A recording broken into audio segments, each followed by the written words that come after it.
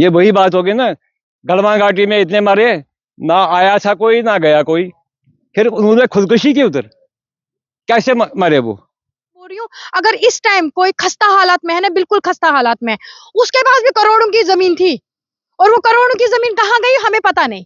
और जब हम वहां उस जमीन के पास अभी जाते हैं, कभी कभी हम जाते हैं अब कश्मीर में, तो वहां बोलते नहीं आपकी जमीन ही नहीं है यहाँ, आपके कागज ही नहीं है यहाँ।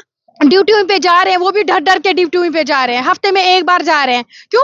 क्योंकि उनको पहले ही बोला हुआ आप लोगों को मार देंगे। नहीं सर, कोई नहीं, हमें कोई नहीं मिलने। कश्मीरी पंडित को किसी ने पूछा नहीं, जो माइग्रेंट है यहाँ पे उनको किसी ने नहीं पूछा। ये नहीं हमें पता चलता है कि हमारे मेमोरेंडम आगे कहाँ जाते हैं। हम तो देते हैं लेकिन आगे वो कहाँ गायब हो जाते हैं ये तो भगवान ही जानता है, हमारे को नहीं पता कि वो कहाँ जाते हैं।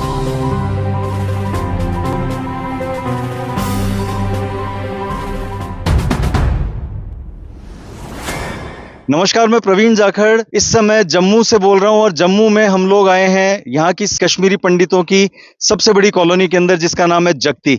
जगती यहाँ पर जम्मू से बाहर निकलते समय कश्मीर रोड पे आता है और यहाँ पर हम लोग यहाँ के लोगों से जानने के लिए आए हैं कि इनकी क्या समस्याएं हैं। हमें पता चला कि सरकार किसी की भी आए, शासन किसी का भी आए, विधायक कोई भी बने, एमपी कोई भी बने, लेकिन इनकी सुनने के लिए, इनकी सुध लेने के लिए कोई नहीं आ रहा है। कश्मीरी पंडित वो लोग हैं पूरे जम्मू कश्मीर के लिए जिनको बहुत प्रताड़ना का सामना करना पड़ा है और पिछले 30-35 साल में इन्होंने अपने घर छोड़े, इनके घर जला दिए गए, बहुत सारे संघर्ष करने पड़े, लेकिन उसके बावजूद आज भी इनके संघर्ष कुछ कम नहीं हुए। तो हम लोग इनसे जानेंगे, इनकी समस्याएं जानेंगे कि इनको क्या प्रॉब्लम्स आ रही हैं। कश्मीरी पंडितों के लिए कौन सोचेगा सर? आप लोगों को क्या लगता है? एक लाइन में बताएं कि आपको इस देश में किसी से उम्मीद है जो कश्मीरी पंडितों के लिए कुछ सोचेंगे? कोई लग रहा है किसी से उम्मीद है? ये तो हम मानते हैं कि मोदी जी ने बहुत अच्छे काम किए, इसमें कोई वो नहीं है कि उन्होंने जो रोड बनाए, बहुत कुछ काम किए, उन्होंने बहुत अच्छी गवर्नमेंट आई उनकी। लेकिन मेरा यही कहना है कि एक बार उन्होंने कश्मीरी पंडित की सुध नहीं ली, ये जो सच्ची बात है। जितने भी बार वो यहाँ पे आए, जम्मू में आए, चाहे कहीं कश्मीर गए, कहीं हर जगह वो पहुंचे, लेकिन आज भी वो यहीं आए हुए हैं। हमारा हमें यही एक दुख है, हमें ये बहुत दुख है कि एक बार वो हम कश्मीरी पंडितों को मिलने नहीं आए, जबकि वो जो 10 साल से गवर्नमेंट, 10-11 साल से उनकी गवर्नमेंट चल रही, उनको एक बार हमारी सुध लेनी चाहिए। और आपका जो दल मिलने की कोशिश कर रहा है उससे भी नहीं मिलना चाह रहे, उसको टाइम ही नहीं दिया गया 10 साल में? नहीं, हमारे दल को कभी नहीं टाइम दिया गया। हमने कितनी बार उनको, हमने मेमोरेंडम भी दिए, हमारी टीम, हमारे प्रेसिडेंट साहब ने मेमोरेंडम दिए, हमने कितनी बार कोशिश की कि हमें एक बार उनसे मिलने दिया जाए। ये नहीं हमें पता चलता है कि हमारे मेमोरेंडम आगे कहाँ जाते हैं। हम तो देते हैं लेकिन आगे वो कहाँ गायब हो जाते हैं ये तो भगवान ही जानता है, हमारे को नहीं पता कि वो कहाँ जाते। हमें ना वहाँ आने देते हैं, ना हमें कभी उन्होंने टाइम दिया कि एक बार अगर हमसे मिलते तो हम उनको अपनी समस्याएं बताते। हमारे बच्चे खज्जल हो रहे हैं, हमारे क्वार्टरों की हालत देखिए आप, हर क्वार्टर में ऊपर से छत टपक रही है, हमारी सारी दीवारें खराब हो रही है। मोदी साहब का कोई डेलीगेट, कोई प्रतिनिधि, मान लो उनको समय नहीं है, उनके कोई आईएएस ऑफिसर या उनके द्वारा भेजा गया, उनके कोई सेक्रेटरी लेवल, कोई नहीं आया कभी? नहीं सर, कोई नहीं, हमें कोई नहीं मिलने। कश्मीरी पंडित को किसी ने पूछा नहीं, जो माइग्रेंट है यहाँ पे उनको किसी ने नहीं पूछा। बिल्डिंग खस्ते हो गए हैं, खिड़कियां कीड़े लग गए, खिड़कियों को आधों की खिड़कियां ही नहीं है। लेकिन सरकार तो कहती है कि हमने रिलीफ में तो आपको घर बना के दे दिया, अब आप जानो, आप सुधरवाओ। फिर देखिए क्या है, हमारे में 3 मेंबर हैं, मेरे हस्बैंड आज 2 साल से बीमार है, मेरे 9,000 में क्या करूं रिलीफ में? बीमारी है, बच्चे पढ़ाने हैं, खाना पीना है, क्या करें हम? बहुत मुश्किल है हमारे को। हम रिपेयर लगाएंगे जितना हमारा रिलीफ आता है, अगर हम मेंटेनेंस लगाएंगे हमें तो पूरी बिल्डिंग ही नई बनानी पड़ेगी। पहली बात ये है, ये कि एक रूम की तो बात नहीं है कि एक रूम हमने चलो रिपेयर कर लिया अपना, मगर बिल्डिंग का क्या होगा जो कि पूरा खस्ता हालत है, वो आप रिपोर्ट में भी डाल सकते हैं। बहुत खस्ता हालत है। इनका जो फंडिंग आता है, करोड़ों का फंडिंग आता है इस कॉलोनी के लिए, मगर वो बिल्डिंग के लिए कहाँ जाता है? जैसे अभी आप घेरा देखेंगे, घेरा लगाया हुआ, ये भी करोड़ों की फंडिंग है, गेट्स लगाए गए हैं अननेसेसरी। अब यहाँ कितने फ्लैट हैं यहाँ कुल? यहाँ सर आपका है 4,216 फैमिली। और कितने टोटल लोग कितने रहते हैं? हाँ, 15 से 20,000।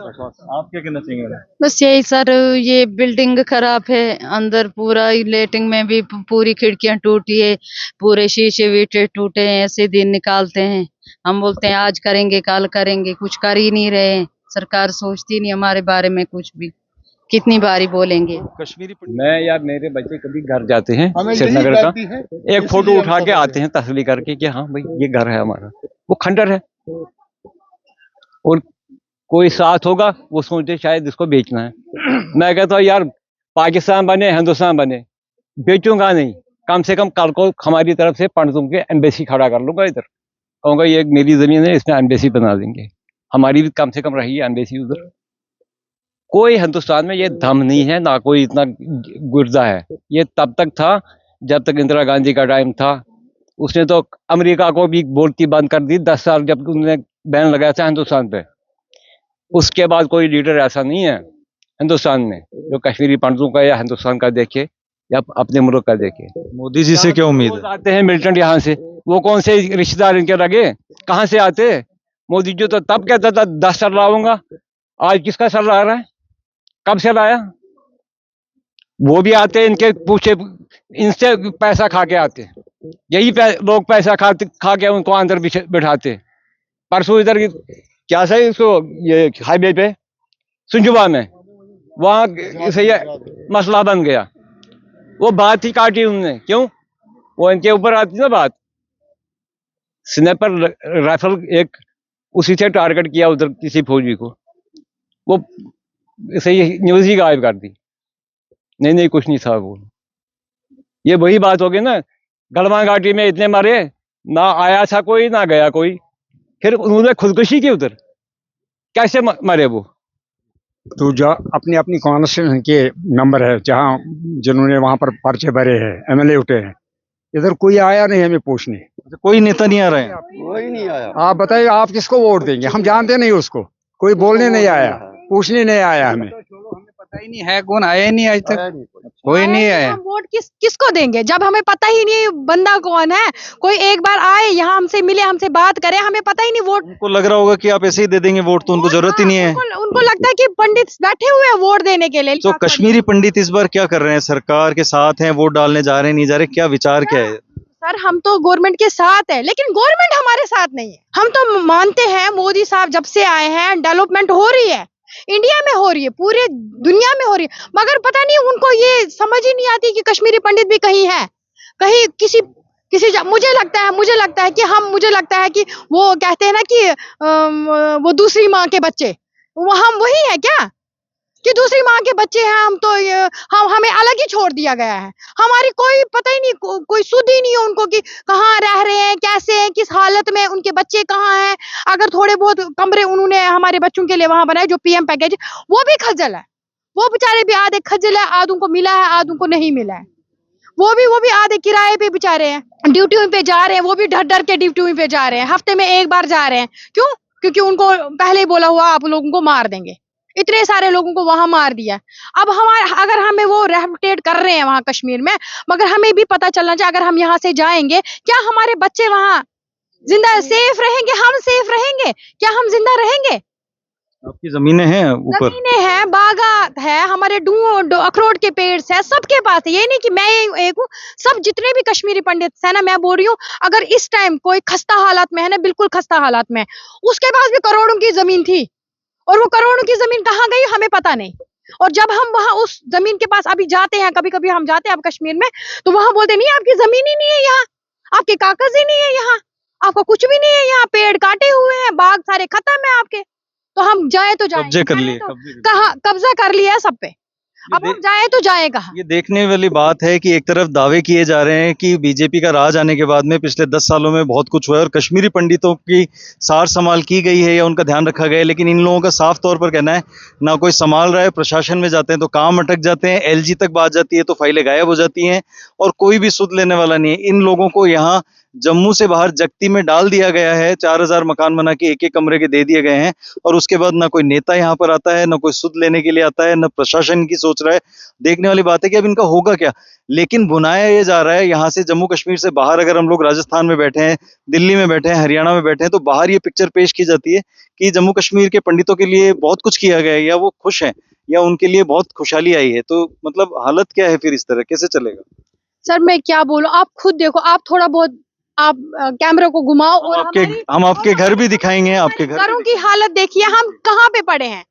एक वो बोलते हैं ना ये झुग्गी झोपड़ी है, लेकिन ये क्या है, ये ऊंची झुग्गी झोपड़ी है और नीचे झोपड़ी होती है ना, उसी को ऊंचा बना के ये बिल्डिंगें हमें दे दी। हमारे ऊपर इन्होंने मिन्नत रखी है, गवर्नमेंट ने हमारे ऊपर मिन्नत रखी है कि ये क्वार्टर्स दिए हमें जहन्नम में लगा दिए हैं इन्होंने जितने हम अमीर थे, जितने हम प्रॉपर्टी वाले थे, जितने हम मतलब सबसे ऊंची जात वाले माने जाते, उनको इन्होंने नीचे डुबो दिया है। हम कहाँ जमीन के अंदर धसेंगे अब? हमारे बच्चे दरफदर है, हम दरफदर है, कहीं हमारे बच्चों की एडमिशन ही नहीं हो रही। मैं एलजी साहब से एक रिक्वेस्ट करना चाहती हूँ कि अगर हमारे यहाँ जगती में कॉलोनी है, पास में हमारा आर्मी स्कूल है, वो आर्मी वाले हमारे बच्चों को एडमिशन नहीं देते।